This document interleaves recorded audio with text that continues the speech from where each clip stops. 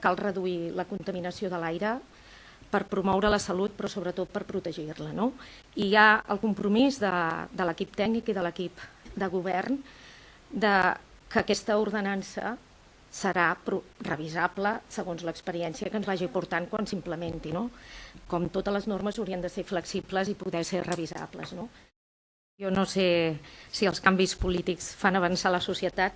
Les societats, el que sí sé segur és que el que fa avançar una societat és el coneixement.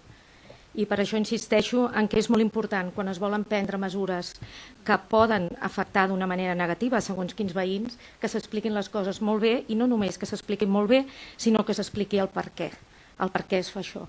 I per això insisteixo en que cal estar disponible i fàcilment accessible als nivells de qualitat de l'aire a la població. I no necessàriament s'ha de fer en panells o amb anuncis a la premsa. Es pot fer, per exemple, amb una app, com sempre hem dit, i que ho tinguem en el mòbil. Jo penso que tots n'aprendríem i que és necessari, que la tecnologia avui en dia ens ho permet.